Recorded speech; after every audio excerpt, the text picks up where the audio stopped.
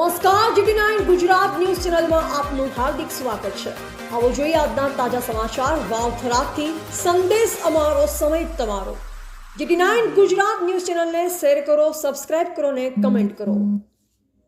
થરાદના મોટા મેસરા ગામે કપિલા ગૌ માતાનું ગૌલોકવાસ વિધિવત સમાધિ સાથે અંતિમ વિદાય। થરાદ તાલુકાના મોટા મેસરા ગામે ગૌપ્રેમ અને ગૌ સેવાનો અનોખો દાખલો જોવા મળ્યો હતો।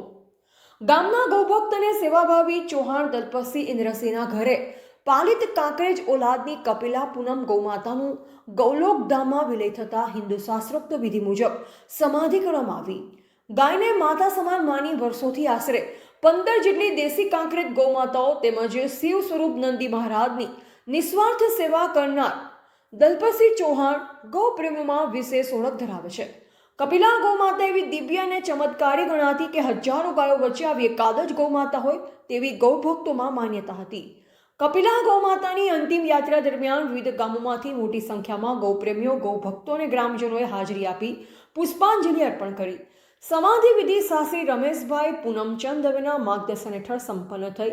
આ પ્રસંગે અણદાભાઈ રાજપૂત, સુરેશભાઈ, હીરાભાઈ, બાબુભાઈ, તેજાભાઈ, ડોક્ટર શાંતિભાઈ માળી, ભાવેશભાઈ રાજપૂત, મસુરભાઈ રબારી, વસનાભાઈ રબારી, સોમતાબા પટેલ, હાથાવાળા સહિત અનેક ગૌભક્તોએ ગૌમાતાને અંતિમ વિદાય આપી।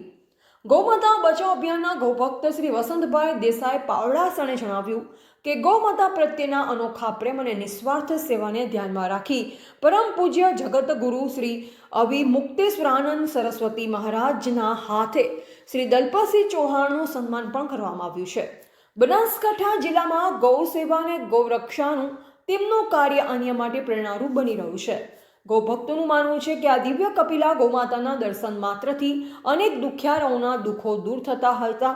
આવી સાક્ષાત દેવી સ્વરૂપ ગૌમાતાની સેવા અને રક્ષાથી માનવ જીવન ધન્ય બને છે, જેથી દરેક ગૃહે વેદ લક્ષણા ગૌમાતાની સેવા પૂજા કરવી જોઈએ તેવો સંદેશ આ પ્રસંગે આપવામાં આવ્યો। Bureau report Ranabhai પારેખી, Vavtharad. મોટા મેસરા ગામે એક દિવ્ય અને ચમત્કારી એવા ગૌમાતા એ આજે પ્રાણનો ત્યાગ કરી અને ગોલોક ધામમાં સિધાવ્યા છે, જેમને આપણી હિન્દુ સાંસ્કૃતિક અને નીતિ નિયમો પ્રમાણે એ ગૌમાતાઓને આજે મોટા મેસરા ગામના ગ્રામજનો અને અલગ અલગ ગામડેથી પધારેલા ગૌભક્તો દ્વારા ગૌમાતાને સમાધિ આપવામાં આવી।